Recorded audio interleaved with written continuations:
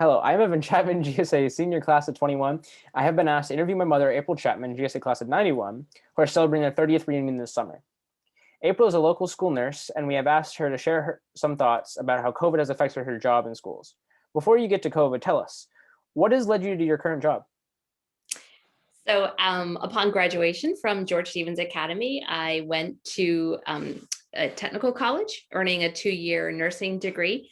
And I started work immediately in the hospital, working as a nurse in the emergency room, and then on the medical surgical floor, and then eventually working in a doctor's office and doing management.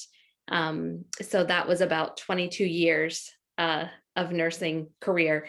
And then the position for school nurse at Blue Hill Consolidated opened, and it's something I always wanted to do. And of course, that's when you were still at Blue Hill Consolidated, Evan, and it was a good time to switch what I was doing and take the plunge into school nursing. Excellent. How has COVID changed your job? So as with everybody's job, I'm sure has changed with COVID, and your schooling has changed with COVID. We had to rethink every process that we did at school. So we had to reconfigure every classroom and how students sat at desk, and we had to rethink how we did dismissal in the afternoon because all the kids couldn't be in line at the same time going out through the same door. So it was a really big challenge, especially through the summer, last summer, coming up with our plan. And then it seemed like every time we would make a plan and how we were going to handle situations, the guidelines changed once again.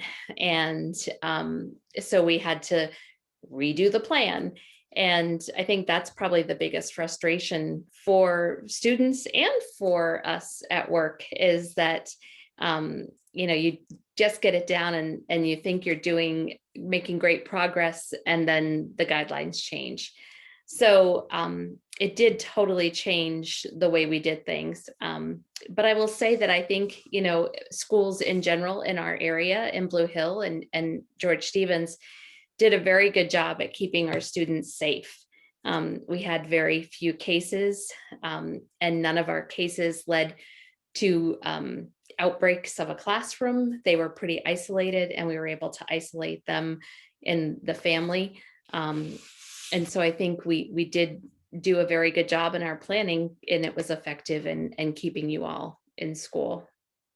Definitely. Do you have any advice for current students? So I just wanted to talk a brief moment about independent study. And I know that you had a great experience with independent study, and as did I. So I did not grow up thinking I was always going to be a nurse.